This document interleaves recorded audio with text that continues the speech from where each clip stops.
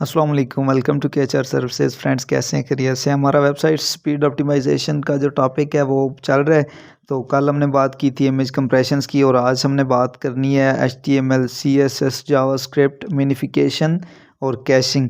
ये जो हमारा वेबसाइट स्पीड ऑप्टिमाइजेशन है ये कंप्लीट हो जाएगा। आज मैं एक प्लगइन आपके साथ शेयर करूंगा, और ये बेसिक लेवल का प्लगइन है जो कि आप इजीली समझ जाएंगे। उसके बाद मैं इंशाल्लाह नेक्स्ट वीडियो एक बनाऊंगा एडवांस प्लगइन के हवाले से, क्योंकि बेसिक प्लगइन जो है वो किसी किसी जगह पे काम नहीं करता ना अच्छी तरह। जो हैवी वेबसाइट्स होती हैं जिन पे प्रॉब्लम ज़्यादा होती है, वहाँ पे बेसिक्स प्लगइन जो हैं वो इतना अच्छा काम नहीं करते। तो इसलिए एडवांस प्लगइन के बारे में भी नॉलेज रखना ज़रूरी है। लेकिन बेसिक इसलिए बता रहा हूँ कि आपको एक कंसेप्ट क्लियर होगा तो आप एडवांस वाले प्लगइन पे भी काम कर सकेंगे। तो without any wasting of time we are going to start our topic. Let's go to your website. हाँ जी, हम अपनी वेबसाइट पे लॉगिन हो गए और यहाँ पे प्लगइन्स का ऑप्शन है, ऐड न्यू प्लगइन्स पे क्लिक करें। ऐड न्यू प्लगइन्स पे आप आए तो आपने यहाँ पे सर्च वाली जगह पे लिखना है WP faster cache. WP fosters cache आपने लिखा तो ये आपके पास प्लगइन्स आ गए बहुत सारे।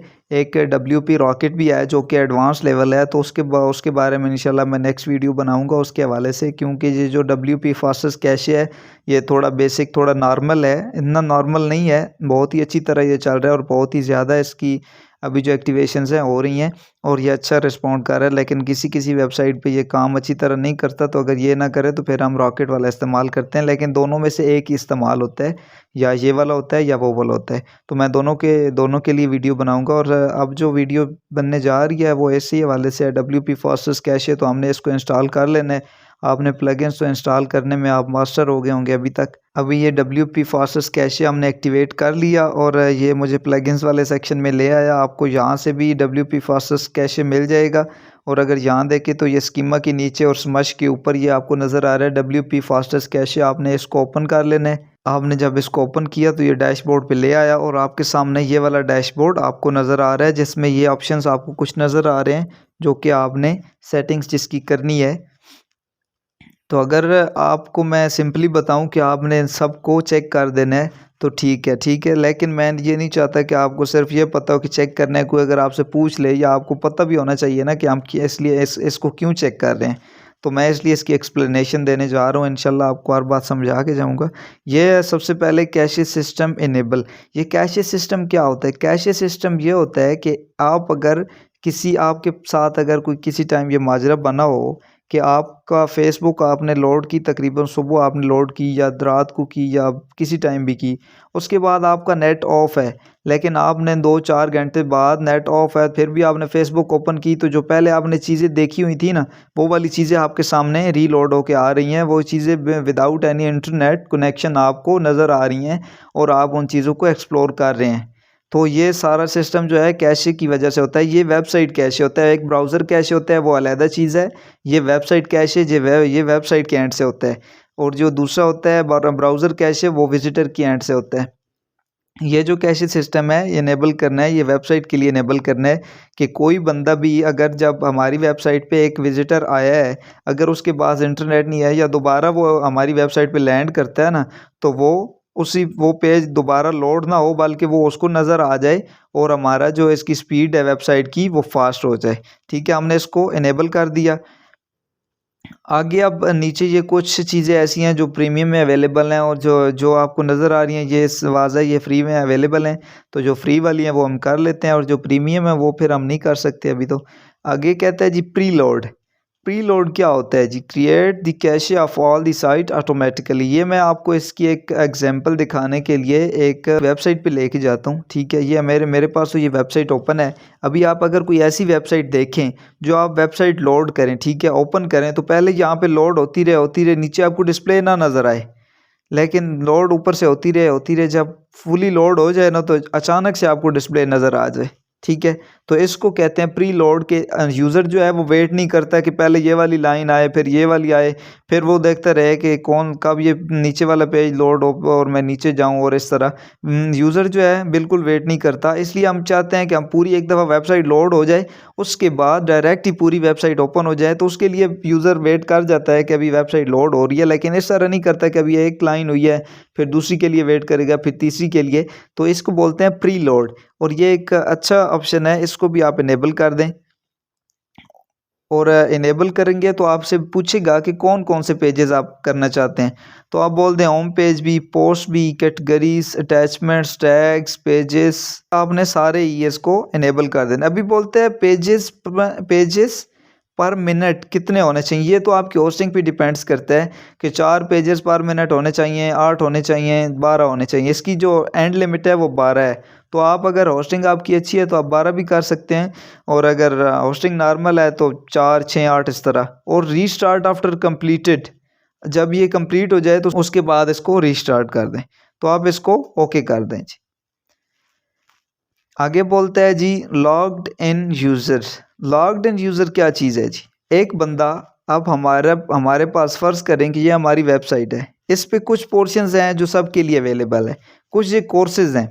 कोर्सेज़ हम उन बंदों को दे रहे हैं जो हमसे लॉगिन करते हैं वेबसाइट पे, ठीक है, और जो हमें फ़ी पे कर रहे हैं इसकी कोर्स की, जिन्होंने एनरोलमेंट किया है, जिन्होंने बाकायदा पेमेंट की है, कोर्स बाय किया है। तो हम चाहते हैं कि हम जो डेली वीडियोस अपलोड करते हैं, जब वो डेली अब वेबसाइट पे आएँ, लॉगिन करें, तो उनको वो वाली वीडियो न्यू वाली नज़र आ जाए। पहले तो हमने किया ना, रेगुलर विजिटर है उसकी जो ब्राउज़र की कैश है वो इनेबल कर दें, लेकिन अब हम ये इसको सिनेरियो दे रहे हैं कि जो हमारा लॉग्ड इन यूज़र है ना, उसको आपने जब भी वो आए ना, उसको आपने न्यू चीज़ ही दिखानी है, अपडेटेड चीज़ दिखानी है, उसको कैशड वर्जन शो नहीं करना है, ठीक है। ताकि जो बंदा, ये तो बात नहीं ना कि एक बंदा, हम अपनी वीडियो रोज़ अपलोड करते हैं उस लॉगिन वाले पेज पे, तो बंदा आए 5 घंटे बाद आए फिर भी पुरानी वीडियो पड़ी है, 10 घंटे बाद आए फिर भी पुरानी है, हमारी तरफ से अपलोड हो गई है लेकिन उसको नहीं मिल रही, तो ये सारा हमने कैश इनेबल कर दिया ना, इसकी वजह से हो रहा है। तो हम ये कहते हैं कि don't show the cached version for log in user, इसको भी इनेबल कर दें। उसके बाद बोलते हैं जी mobile don't show the cached version for desktop to mobile devices.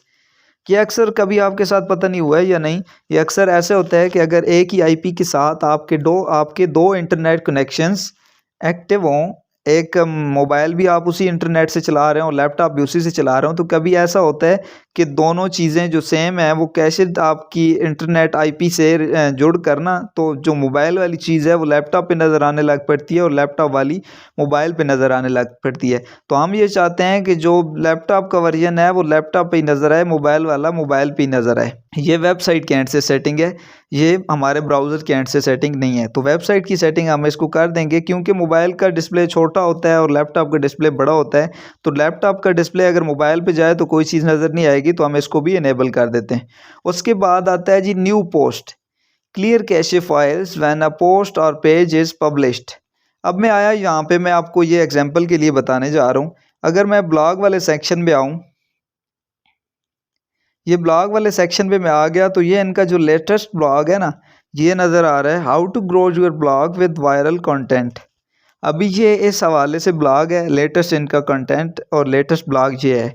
अभी मैं 5 घंटे के बाद आया, उन्होंने ब्लॉग अपना अपडेट कर दिया, ठीक है, लेकिन मैं आया, जब भी आया मैंने इसको पेज को रिफ़्रेश किया, या जब भी मैं आया मुझे ये वाला ही अपडेटेड कंटेंट नज़र आया, ये वाला ही लेटेस्ट कंटेंट नज़र आया। जो नया कंटेंट उन्होंने दिया है वो मुझे नज़र नहीं आ रहा। तो इस वजह से जो वेबसाइट का ऑनर है उसको मसला होगा कि उसका जो विज़िटर है, जो उसका एक प्रॉपर विज़िटर है, प्रॉपर रीडर है, उसकी वेबसाइट को विज़िट करने वाला बंदा है, उसको नई चीज़ नहीं मिलेगी, तो वो चला जाएगा कि यार ये तो नई चीज़ यहाँ पे रखते ही नहीं है। हालांकि आप तो डेली बेसिस पे नई चीज़ अपलोड कर रहे हैं, लेकिन उसको शो नहीं हो रही। तो हम चाहते हैं कि जब भी नई पोस्ट हो तो उसका कैशे क्लियर हो जाए, पिछली वाली कैशे क्लियर हो जाए और नई पोस्ट वहाँ पे आ जाए। अब आप ये अगर न्यू पोस्ट वाला सेक्शन इसको इनेबल करेंगे ना, तो ये ऊपर कैशे वाले सिस्टम को भी साथ मेंटेन रखेगा और या साथ न्यू पोस्ट को भी मेंटेन रखेगा। आप इस पर क्लिक करें तो आगे कहता है जी क्लियर ऑल कैशे।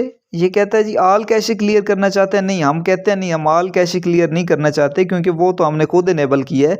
हम इसे चाहते हैं कि आप इन चीज़ों का सिर्फ कैशे क्लियर कर दें, ये आपको नज़र आ रही है, आप इसको ओके कर दें। उसके बाद अगला कहता है जी अपडेट पोस्ट। अपडेट पोस्ट क्या चीज़ है जी? ये मैंने एक ब्लॉग खोला है आपके सामने, ये how to grow your blog.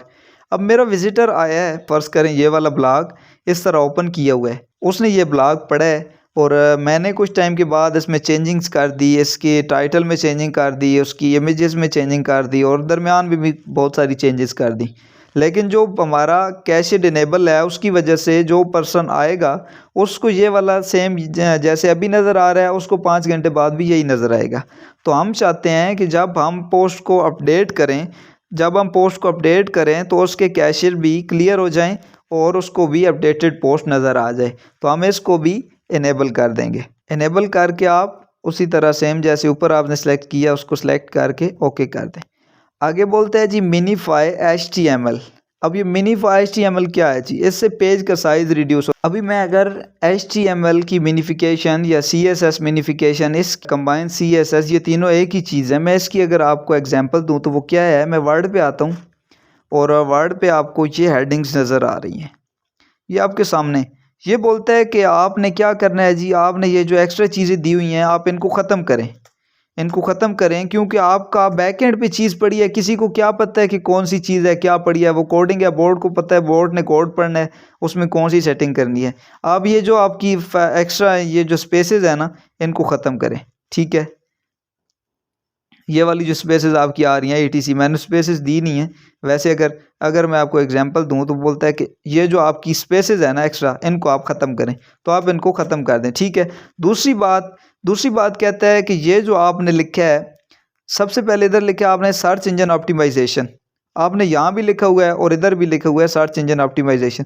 वो कहता है कि आप एक बात को एक बार लिखें, क्योंकि वो कहता है जी कि सर्च इंजन ऑप्टिमाइजेशन ये आप इसको यहाँ से ख़त्म करें और ये वाली जो चीज़ है ये इसके नीचे ले जाएं और दोबारा वाली लाइन ताकि ना आए, ताकि आपकी फ़ाइल का साइज़ कम हो। ठीक है, उसके बाद ये बोलता है कि आपने ऑन पेज एसईओ यहाँ भी लिखा हुआ है और नीचे भी लिखा हुआ है। अब ये करें कि ऑन पेज एसईओ लिखें, उसके नीचे ये वाली सारी चीज़ें लिख दें ताकि आपकी फ़ाइल का साइज़ रिड्यूस हो जाए। इस अमल से, ये जो अमल हम अभी कर रहे हैं HTML या CSS या जावास्क्रिप्ट मिनिफिकेशन, इससे केबीज़ में फ़र्क पड़ता है, फ़ाइल में केबीज़ के हिसाब से फ़र्क पड़ता है। लेकिन फ़र्क पड़ता है, हमें फ़र्क चाहिए, चाहे जितना भी हमें बाइट्स के हिसाब से मिले तो हमने लेना है, क्योंकि हमने बंदे को वेबसाइट की स्पीड ऑप्टिमाइज़ करके देनी है, उसको स्पीड फास्ट करके देनी है। तो इसको बोलते हैं HTML CSS जावास्क्रिप्ट मिनिफिकेशन।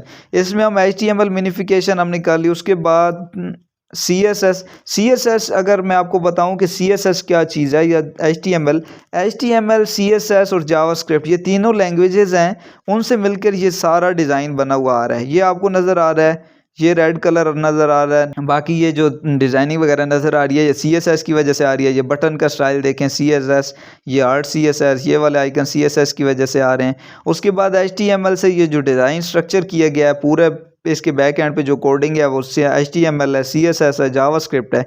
इन तीनों चीज़ों से ये मिल के बनती है वेबसाइट। तो हम चाहते हैं कि इनका साइज़ बहुत ही कम हो जाए ताकि हमारा जितना भी फ़ायदा हो सके हम उसको करें।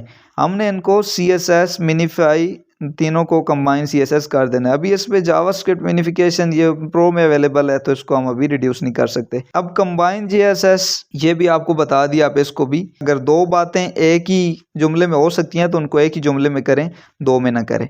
तो ये आपको JSS भी कंबाइन का समझ आ गया। आगे बोलते हैं gzip, reduce the size of file Saint from your server. आपने कभी जिप इस्तेमाल किया होगा कि अगर आपने किसी क्लाइंट को या किसी बंदे ने आपको कोई इमेजेस या कोई वीडियोस या कोई भी चीज़ देनी हो, अगर ज़्यादा की तादाद में, हम फ़र्ज़ करें कि आपने 10 इमेजेस देनी है और एक इमेज 2 MB की है, 3 की, या चलें केबीज़ के हिसाब से भी है, लेकिन आप चाहते हैं कि इसका साइज़ थोड़ा रिड्यूस हो जाए, तो आप उसके लिए gzip इस्तेमाल करते हैं। 7zip होती है, WinZip होती है, ये दोनों चीज़ें होती हैं, इनके साथ आप इस चीज़ को करते हैं और आप उनको दोनों को gzip में या 7zip में कन्वर्ट करके आप इनको भेजते हैं, तो एक ही फ़ाइल में सारी फाइल्स चली जाती हैं और उससे साइज़ भी काफ़ी कम हो जाता है फ़ाइल का। तो ये कहता है कि जो फाइल सर्वर की तरफ से आ रही हैं, आप चाहते हैं आप उनको रिड्यूस कर दें, तो जी हम चाहते हैं हम उनको रिड्यूस कर दें। आगे आ गया जी ब्राउज़र कैशिंग। अब विजिटर की एंड से बात आ रही है। अब विजिटर की एंड को हमने हैंडल करना है। अगर मैं यहाँ पे आप वेबसाइट पे आऊँ, ब्राउज़र कैशिंग क्या है, तो मैं अगर ये ब्लॉग वाले पेज पे मैं आया और उसके बाद अगर मैं कोई वो वाला पेज ओपन करूँ जो मैंने पहले नहीं देखा, तो ये देखिए मैं इवेंट्स पे आता हूँ। अभी ये लोड होने में टाइम ले रहा है, देखिए आप पहले आपने नोट करना है कि ये कितना टाइम लेगा। अभी ये फुली लोड हो रहा है, एक दफ़ा इसे फुली लोड होने दें। अभी ये कम्प्लीटली लोड हो गया है, इसने टाइम लिया। लेकिन अगर आप इसको रिफ़्रेश करें, अगर अब आपने इसको रिफ़्रेश किया तो उसने उतना टाइम नहीं लिया और जल्द ही इसको इसने रीलोड कर दिया। तो इस ऑप्शन का मतलब यही होता है कि ब्राउज़र कैशिंग एक इमेज जो है वो ब्राउज़र के अंदर भी सेव हो जाती है जब कोई वेबसाइट उस पर ओपन होती है। तो हम चाहते हैं कि वो इमेज उसके अंदर सेव हो जाए और हमारी जो वेबसाइट का रिपीट विजिटर है उसका टाइम जो है लोडिंग टाइम कम हो जाए, तो हम इसको भी इनेबल कर देते हैं। आगे ये फिर CSS के हवाले से इमोजीज जो होते हैं उनके हवाले से उनको भी साइज़ को रिड्यूस करने के लिए आप इसको भी इनेबल कर दें। अब आप एक नहायत ही इम्पोर्टेंट चीज़ जो कि आपने अभी इस प्रैक्टिस वेबसाइट पे अडॉप्ट नहीं करनी है, ये एक हमारी वेबसाइट प्रैक्टिस की है, तो मैंने आपको बताया था कि यहाँ पे आपकी फ्री में चीज़ है तो इसमें थोड़ी सी स्ट्रिक्टनेस होगी।